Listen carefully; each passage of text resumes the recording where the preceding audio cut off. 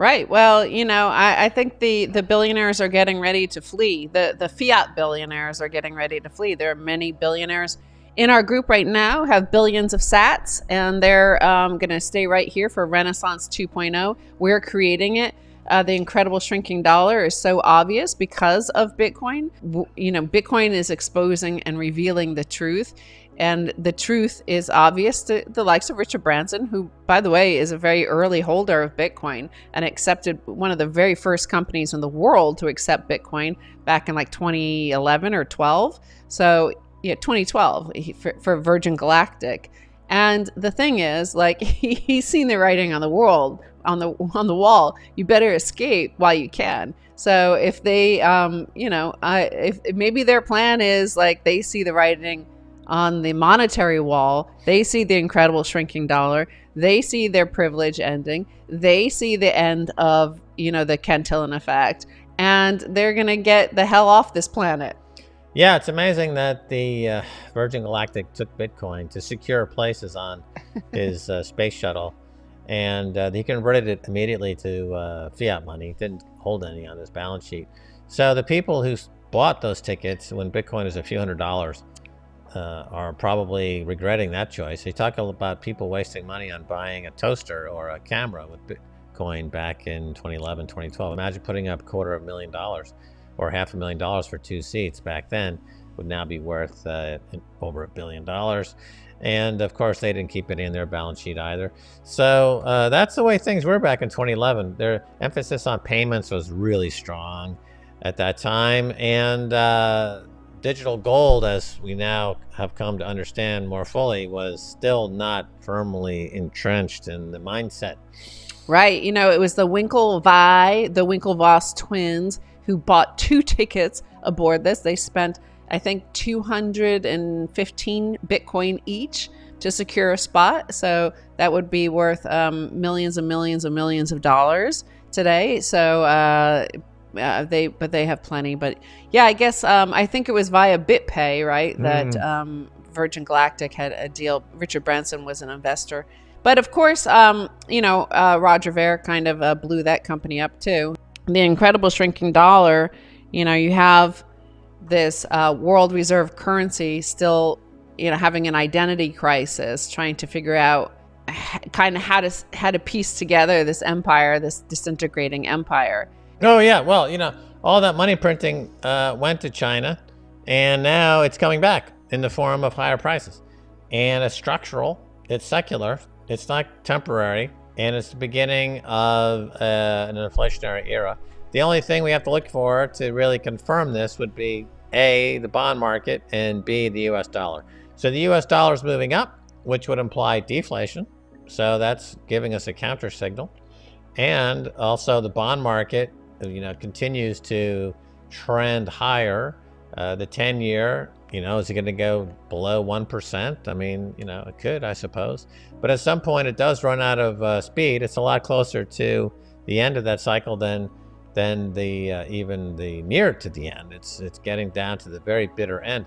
And then we enter a new cyclical, more inflation-oriented time. And if you look around the world, Stacey, and you see France and other countries are completely in open revolt due to the cost of food now getting to a point where it's causing food insecurity around the world.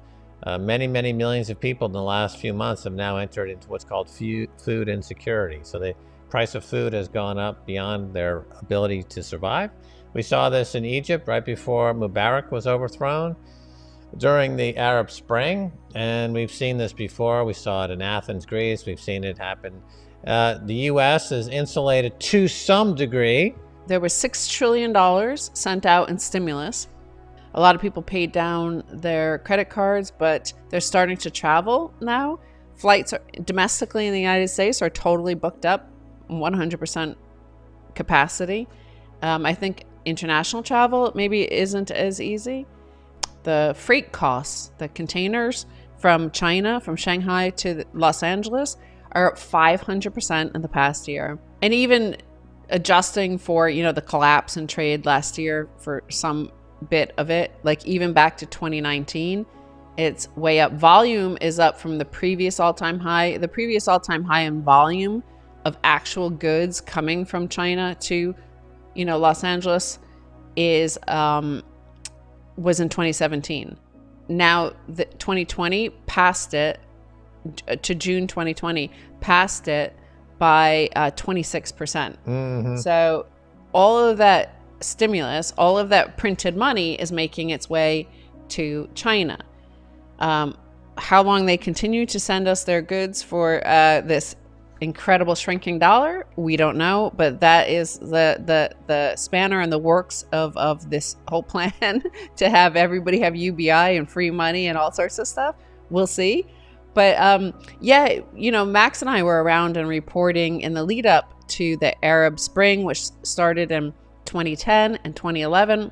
Before that, you had, a lot of protests it started in Spain with the Indignados, and then in France. And remember, in France, they actually had placards, complaining about their purchasing power. And we had commented on that in our programs. I think that was during the Oracle at BBC. So you're starting to see that sort of the similar thing, because remember, the response to 2008 financial crisis was a whole bunch of money printing from the Fed. And so you started to see these complaints on the streets erupt around the world. We're starting to see it now. We're seeing it in Cuba. We're seeing it in France. We're seeing it, all over the world. This certainly in Lebanon, where their currency is in hyperinflation. So you're starting to see very similar rhyming to what happened post 2008 financial crisis. But I think you can clearly see there's way more money that was printed this time around. Yeah. Well, people are slow to, revolt because it's dangerous, and a lot of them get into a huge difficulty as a result of it. They're saying goodbye to the past. They're putting their families in jeopardy.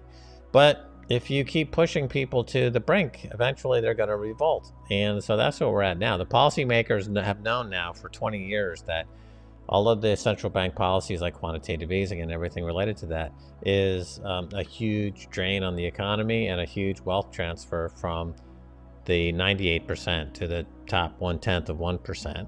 And it's very, very obvious. It was very metaphorically stark reality when you have now billionaires flying into space, essentially on junkets, for fun.